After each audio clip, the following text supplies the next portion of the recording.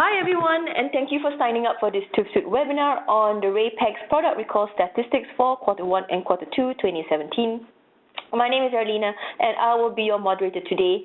Before we start, here's a quick introduction of the speaker today. We have with us Ms. Sherry Lau, who is Supervisor of Knowledge Management and Research at TÜV SÜD. Sherry is a senior member of TÜV SÜD's Global Technical Support Team, where she monitors global regulations and oversees the team's research on product requirements. She is also an experienced trainer and presenter on consumer product regulations. Furthermore, Sherry is also actively involved in client projects on creation of test plans for a wide range of products, especially toys and children's products, and draws on more than 10 years of experience in consumer product testing.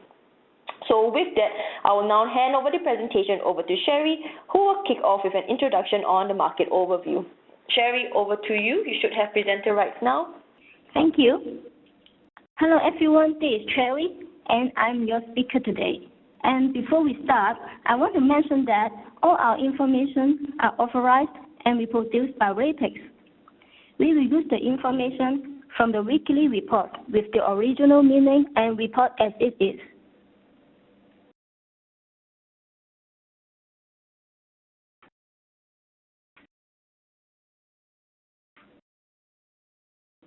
In this webinar, we will share insights and analysis gained from the RAPEX weekly reports. The focus will be on cases related to hazardous chemicals, but examples from other risks will be also discussed. It is critical information to those who are distributing their products in EU market, and as well as for those who are looking into the EU market.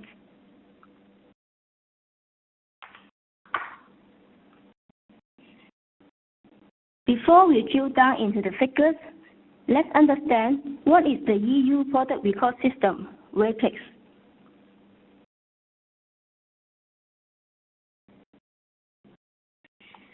RAPEX is a RAPEX system which allows exchanging information on potentially dangerous non-food products for consumers and also for professionals. It is a system for communication between the European countries and the European Commission. Through RAPEX, the European Commission can monitor the effectiveness and consistency of the market surveillance and enforcement of the product safety legislations in order to ensure the smooth functioning of the internal market. The RAPEX system covers the majority of non-food products. Other categories of non-food products, such as the pharmaceuticals and medical devices, are covered by the other specific alert system, so we will not going to include them in this webinar.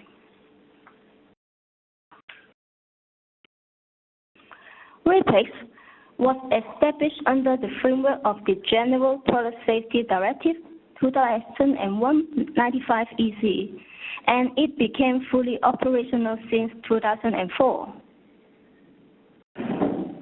Where a member state takes measures to address a risk, it shall immediately notify the Commission of the European Union of those data, and the Commission will verify the information and pass it along to the other member states. National authority can ban or stop the sales of the products, withdraw the dangerous product from the market, or record them from the consumer. Also, the dangerous product can be rejected by the customs authorities at the border.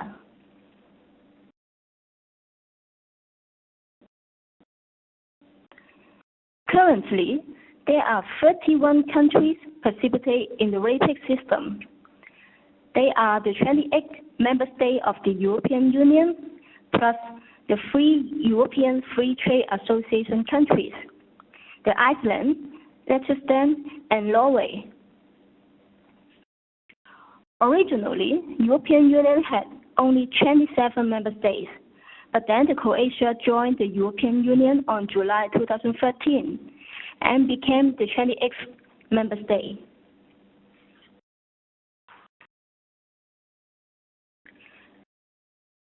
The European Commission received the notifications from national authorities on the dangerous product found at the border or in the marketplaces.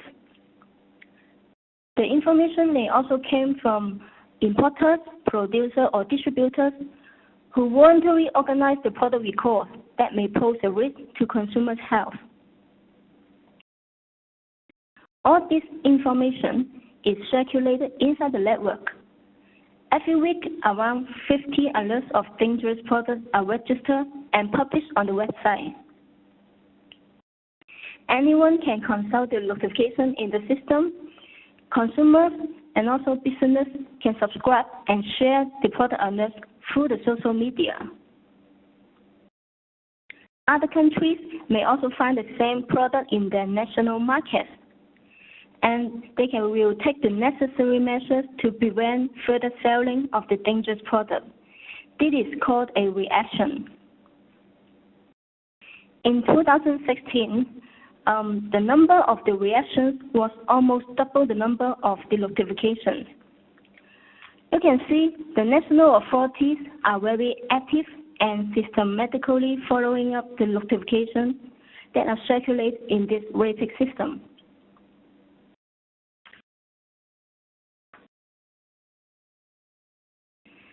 To increase the transparency, the RAPEX also published annual and monthly reports on their website. They can be freely downloaded. However, the reports do not go deep to specific recall cases and stay on the statistics and trends. That's why we are having this webinar today to share those insights and let you know how to make use of the RAPEX data.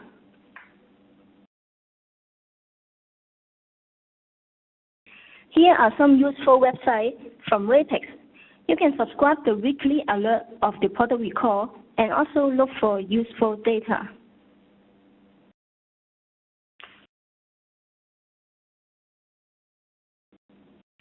Okay, let's start taking a look on the Q1 and Q2 statistics.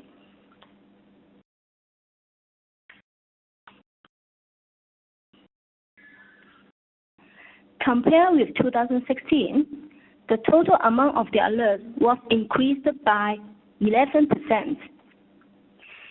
You can see this year has higher number of the recalls in both quarters.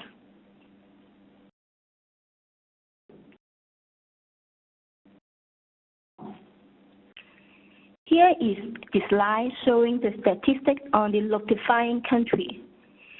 From this chart, you can see the active notifying countries are very similar in 2016 and 2017. Except for Poland, there was a huge jump in 2017. And let's just then stay very peaceful and did not report any recall cases in both years.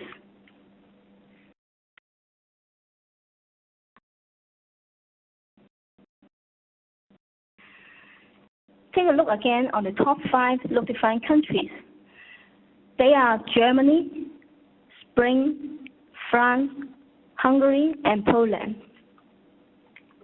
These 5 member states already counted more than 60% of all RAPEX notifications on dangerous products in the first half of 2017. We also need to keep our eyes on the Netherlands and United Kingdom. They still have potential to become the top 5 of the notifying countries in the second half of this year.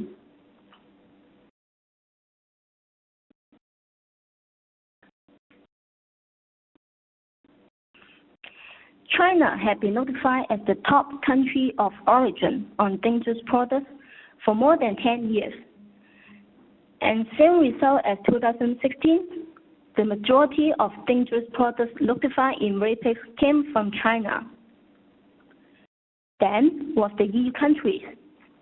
And around 4% of the dangerous products did not indicate its origins. Some of them may be also counterfeit. We should also aware of Turkey and United States. They were notified as the rising star, which contributed total 6% of dangerous products in the first half of 2017.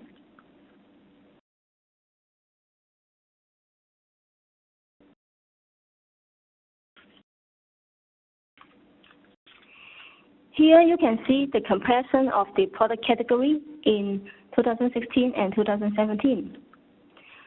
The blue bars represent for last year, and the orange ones are for this year. Toy is again the most notified product category at 30%, followed by motor vehicles at 22%, and then electrical products at 14%. It is surprisingly that soft-line products such as clothing, textile, fashion items count only 12%, which ranked number 4 of total number of the product recalls.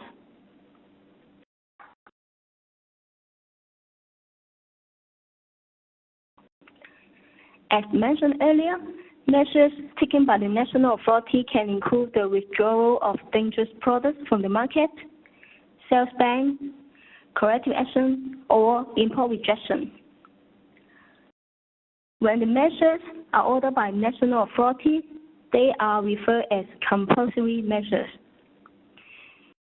When the measures initiated by the manufacturer, authorized representative, importer, or distributor, they are referred to the voluntary measures. The number of voluntary and compulsory measures have been balanced in both years, which show that both national authorities and business have been working together to improve the product safety in Europe market. I did not mention in this slide, so far less than 10% of products were rejected or stopped at the border. However, the European Commission already mentioned they will work harder in this area and improve the custom coordination within the member states.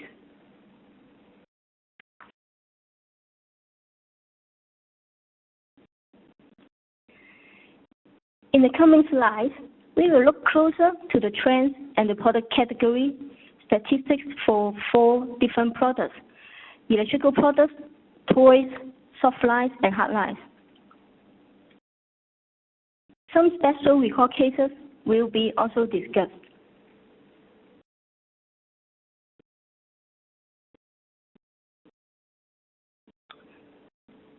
For electrical products, there were in total 171 recall cases so far, and electric shock is still ranked the number 1 problem for electrical products.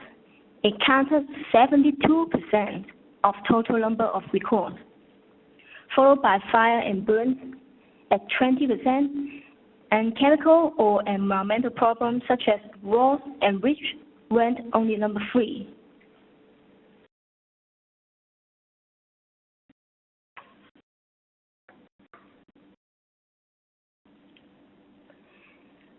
Here is another chart showing you the electrical product category reported in this year. Electrical appliances was the most notified products, followed by lighting equipment and lighting chains. Most of them have been found to have electrical shocks and did not comply with low voltage directives.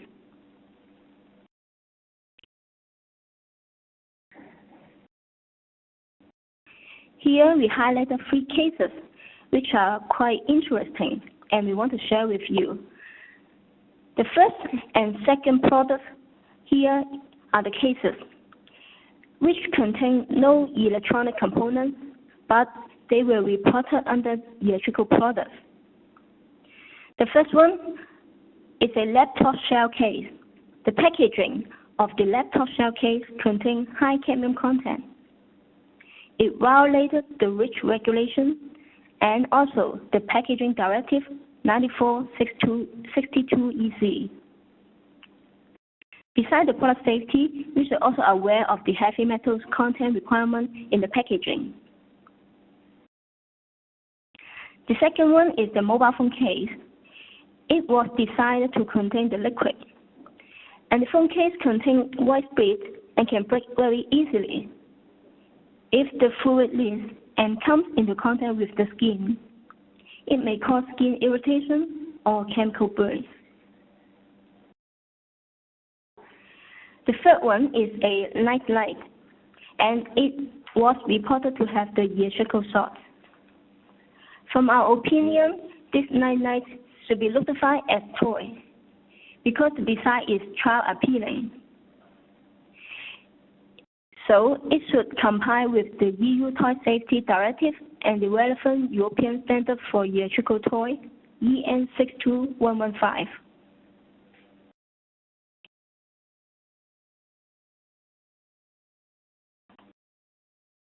Toy was the most notified product in 2017. In total, there were 318 recall cases. EN 71 Part 1 and fairness content remain a real concern for toys. Recall cases for EN 70 Part 1 mainly reported to have the choking, cut, and suffocation hazards. It counted 65% of the total number of the recalls, followed by the fairly content. Injuries like burns, strangulation, and damage to hearing count 11%.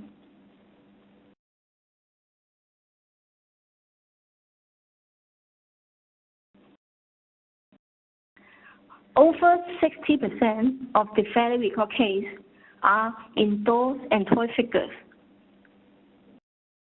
Toys with suction cups are also suffer from the serious fairly content problem.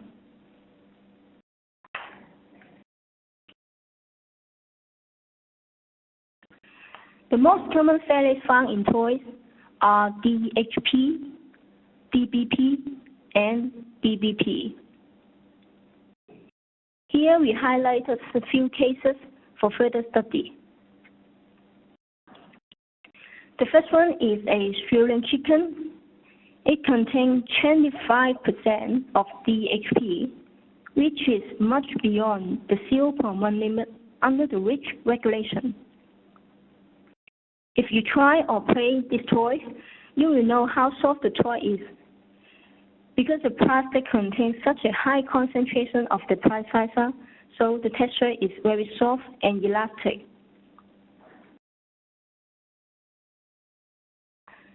Very often, the suction cups have been found containing high content of phthalates. Here is a police set. The bullets with suction cup failed to comply 0.1 limit and therefore recalled by Hungary.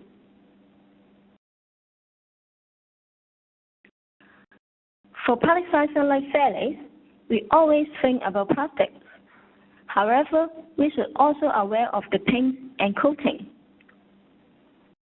Here is the case that the coating layer has been reported for phthalate violation. The transparent varnish and the printer coating on the wood contain the BBP content with 1.27%.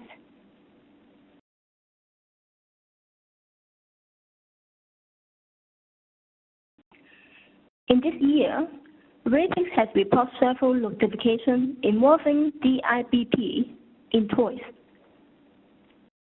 The first one is the activity ball. The plastic ball under the fabric layer has been found to have 20% of the DIBP.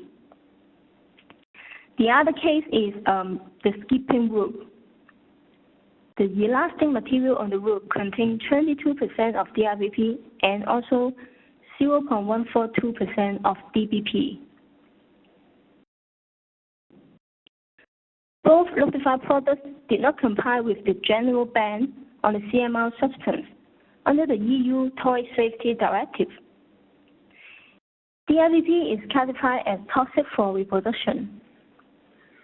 It shall not be contained in the toys more than 0.3 concentration limit in accordance to the CLP regulation.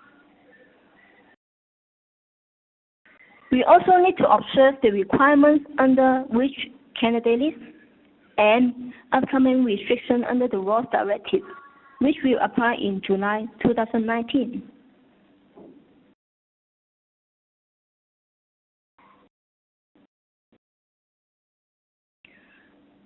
Violation of EN 71 Part 1 and Part 2 are still the problem for many toy product recalls. Choking hazard is the most serious problem, followed by the strangulation. Let's take a look on some cases.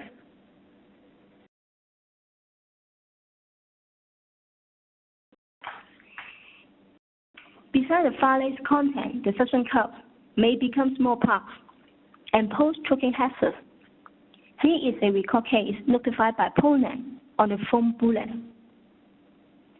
The suction cup can easily detach from the projectiles. If a child puts the projectile in the mouth and get wet, so that it sticks better to a surface, the suction cup may easily detach and block the airways.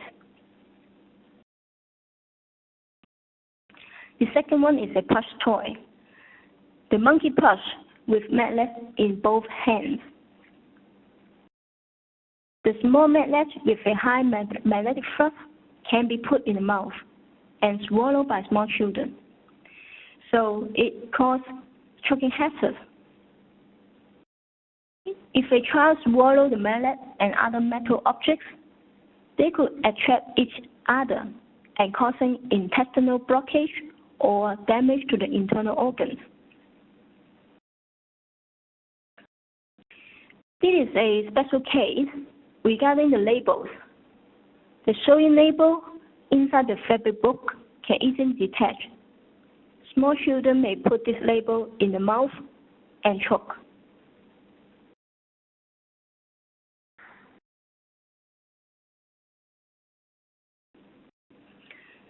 The head here poses a risk of burns due to high flammability of the fabric material. If a child wears the hat and the hat catches fire, the child may suffer from burns. The product does not comply with the requirements of the Toy Safety Directive and the relevant European standard EN 71 Part 2 on flammability.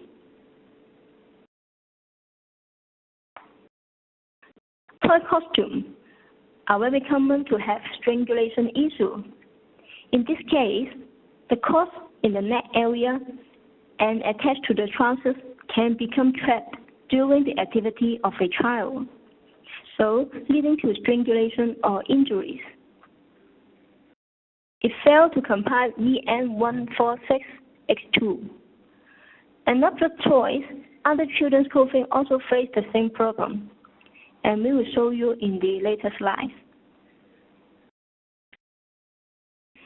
Acoustics is a hot topic in sound-producing toys.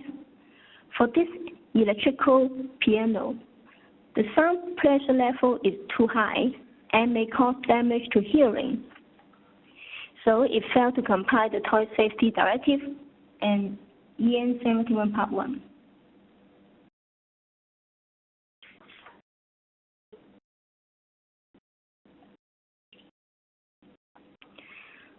For soft-light products, the top three types of risks are chromium 6, strangulation, and choking.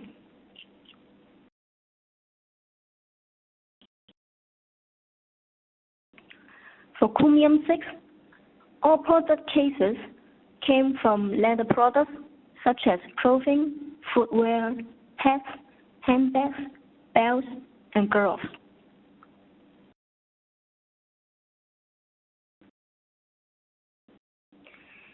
Here are three cases which failed to comply with the chromium 6 content under the REACH regulation. Articles containing leather parts coming into contact with the skin should not be placed on the market where those leather parts contain chromium 6 content more than 3 ppm. In fact, the chromium 6 is not intentionally used in the preparation of the leather from the skin or in the manufacturing of the articles of leather. But the chromium 6 can be formed during the processing. The presence of the chromium 6 in tender leather and its article can be avoided under properly controlled conditions. Chromium 6 is known amongst other effects to cause the skin allergy in humans, even at very low concentrations. The extractable chromium 6 from shoes and other leather products represent a risk for the development of contact allergy to chromium for the consumers and also workers.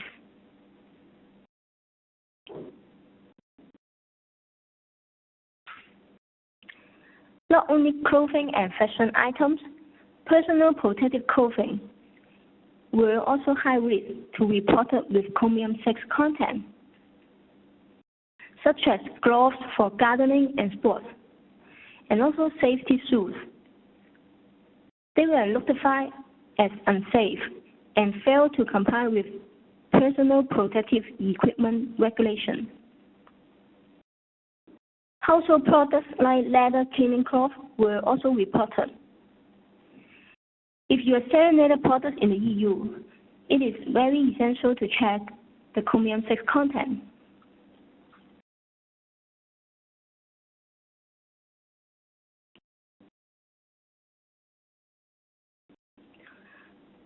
European Union has clear regulation and requirements regarding the cost and drawstring on children's clothing.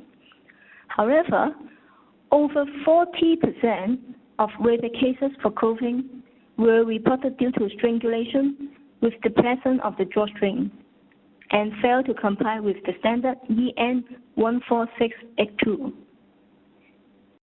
Here in the slide, you can see the comparison of the rape cases of drawstrings in Q1 and Q2 so far. Compared to 2016, this year has dropped significantly in number of recalls, mainly because the sudden decrease of enforcement activities in Hungary. The Hungary reported 30 recall cases for drawstring last year, but only one in this year.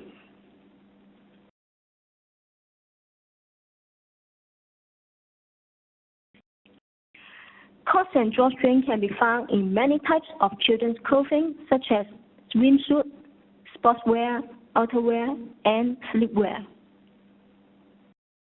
Besides the upperwear, European Union also regulates the coats and drawstring on bottomwear, such as skirts and pants.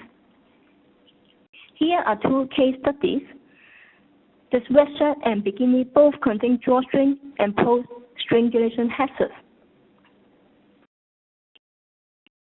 While there are a large number of the rape cases for drawstring, we believe this is because the surveillance activity can be done easily. The authority measures the length of the drawstring directly and check if they meet with the design mentioned in the standard. And that's it, quick and easy. The most important point is the authorities don't need to pay money or need any technical person to do the enforcement. So we foresee drawstrings will be still the target for market surveillance in this year.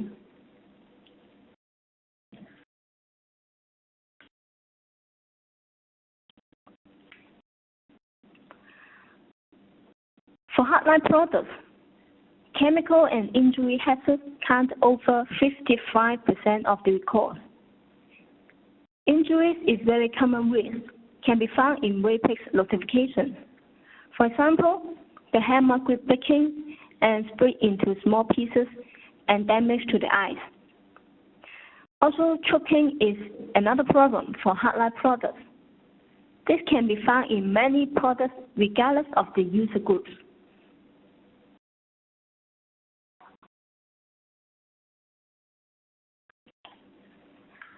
The product category reported for hardlines is shown in this slide.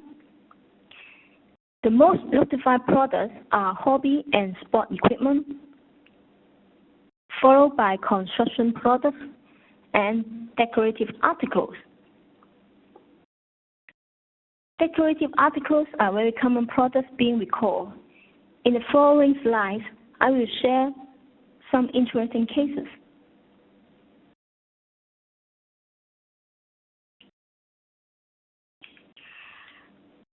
The first case here is a decorative Santa Claus.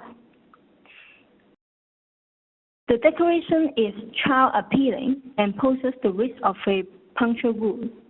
The wooden posts which support the head of the figure become exposed and cause injuries. The second one is a stationary magnet for use on the notice board. The product poses a risk of choking because the magnets have a high magnetic thrust. In addition, the items are small parts and could cause injury if two or more of them were swallowed by a child. Here is a dummy keyring. The keyring with dummy shape, which children may put into the mouth. Even though the cardboard display packaging bears the warning, there is no toy, small part, and also with choking hazard. Turned out it was still recalled by the United Kingdom due to the small part.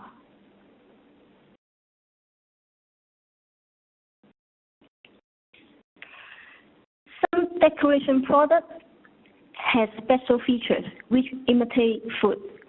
Such products are regulated under the Food Imitation Directive 87/357 EEZ. For the directive, any product has a form, odor, color, appearance, packaging, labeling, volume, or size, such that it is likely that consumers, especially for children, will confuse them with foodstuff. These kind of products are classified as food imitation products. Due to these special features, children will then place these products into the mouth, suck and ingest them. This might be dangerous and cause, for example, suffocation, choking, and even poisoning. Let's take a look on some product recalls. The first one here is a towel set. A yellow towel is sold and packed in a paper coffee cup and decorated with a small cherry. Due to its characteristic form, color, and size, the decorated cherry on the towel may be mistaken for foodstuff. Children may put it in the mouth and choke. For the same reason, the tablecloth holder was recalled by Spain because children may confuse the ice cream cones as food, and it may contain small parts. And the third one here, if you just look at the picture, you will be surprised that the lollipops are actually the birthday candles. The design is very attractive, but also brings authorities' attention on its product safety. For this case, small parts have been found and the candles were withdrawn from the market.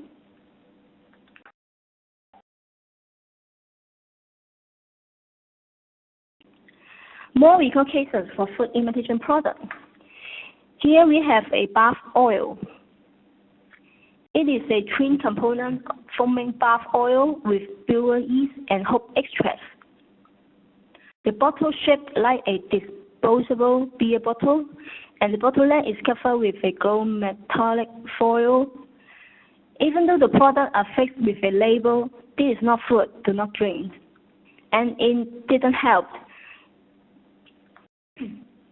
The liquid contains high content of surfactants which pose chemical hazards, and it violates the Food Imitation Directive.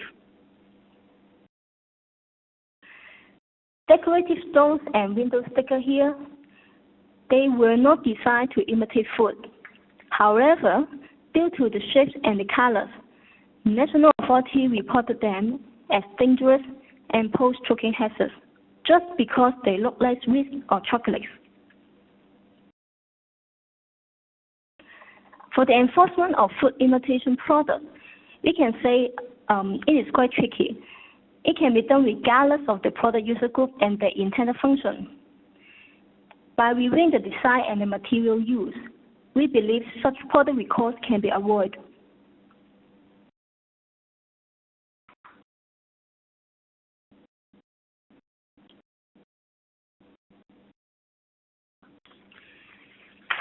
Another group we want to highlight in the hardline product is pet products. Since they are exclusively intended to pet or animals, theoretically they should not be covered by community legislation. However, you can find product recalls from the RAPEX for such products.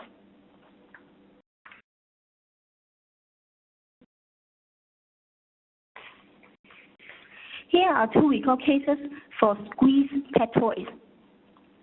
Small parts have been found and pose choking hazards. However, they were notified as two different product categories. One was failed to comply with Toy Safety Directive, while another one was failed to comply with Food Imitation Directive. They both cause choking hazards. Although the packaging was labeled as dog toys and they were sold in pet shops, we already checked with the authority and confirmed that the sales location will not affect them to bring the play value to children. They still need to comply with the Toy Safety Directive and the small parts requirements. Here we have another pet product, a rubber brush for horse. It contains polycyclic aromatic hydrocarbon content much higher than the limit under the REACH regulation. And the pH are carcinogenic, so the consumer can be exposed when the product comes into direct, prolonged, or repetitive contact with the skin or the mouth. If you plan to sell pet products in the Europe market, it is highly recommended to check the product classification and perform the toy testing in most cases.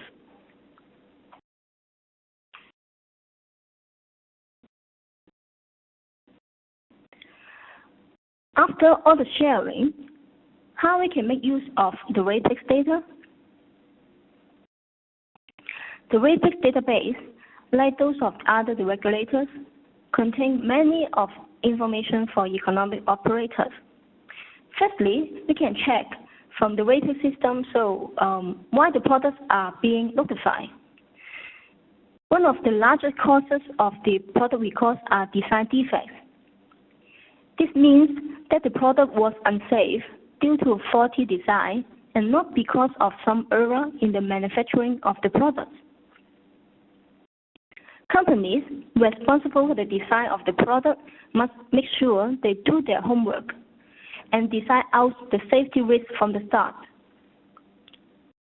This will significantly improve the chances of producing safe products. Secondly, is to reduce the risk of the lubrication we gather on the RAPEX database. We can start by reviewing the product, so is what I am buying safe to sell? Of course, if possible, it is important to reach out to the manufacturers to help them know what requirements they are expected to meet, to know the risks associated with certain products, and to understand the importance of the design assessment and risk analysis. Manufacturers must ensure that the suppliers are trustworthy and provide the safe materials and components. And the next step is to risk assess the product to check if the product has any approval marks, declaration of conformity, and also the documentation. Last but not least, from our experience, sometimes the RAPEX recall cases can be beneficial when we discuss with the regulator for some minor breaches of the standard or regulation. And as we say, the product assessment does not require huge resources or costs. You can simply do this by checking the RAPEX recall cases by yourself and partner with a reliable testing laboratory like TÜV SÜD.